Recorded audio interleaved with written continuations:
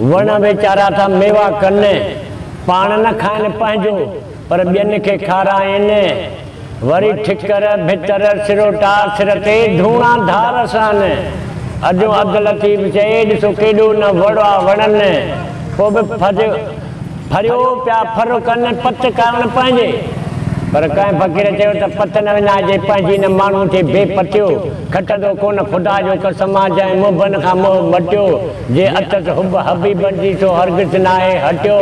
यार जिन सॼणनि ख़ातिर सिर सचो तन खे कान्हे कस क़ुर्बान थिए।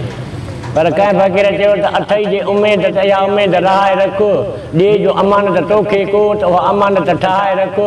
पर करे जे वेरी वार तोते त अॻे ई वार विहाए रख। पर करणी पवई जे कहिड़े क़ुर्बानी क़ुर्बान त पोइ सिर अॾीअ ते सहाए रख।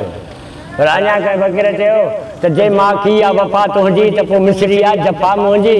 तस्वर नाहे त छा हूंदी अदा तुंहिंजी।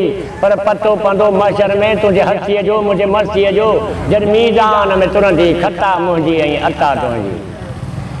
पर भाऊ कंहिं वरी ॿियो हिकिड़ो शेर आहे त ज़ाहिद ज़ुहदसी नांगा कनि न्याज़ अठई पर अंदर में पढ़नि नीह निमाज़। वत इज़ मंतर छा वत ज़िल मंतर छा सही सुञाणनि साज़। रमज़ परोड़े राज़ लाहूती लाल छा। पर हलिया जॾहिं हिंगला जॾहिं नांगा छॾे नात पसण ख़ातिर प्रिय जे रमन ॾींहं रात। लौ तक न तुमन वरहमतुल्लाह वाई कन सा बात करे चुप चुपात गुर खे गॾिया का पड़ी। पर तुर्त तोहीद में नांगा छा नही हलिया जॾहिं हिंगला जॾहिं त पूरब विया पेही। अलताब मंज़ब सनासी सही वहदत में वेही लाहौती लाल थिया। पर कंहिं फ़क़ीर चयो त जोगिया सम्झी ज़ात तमान रखे तन सामी पंहिंजे सुजूद में ॿियाईअ खे ॼने बन। जामे अंदरि जामी जीअ में आहे जन काबू कलब क़ुरान तुंहिंजो पिर्त साण पढ़नि।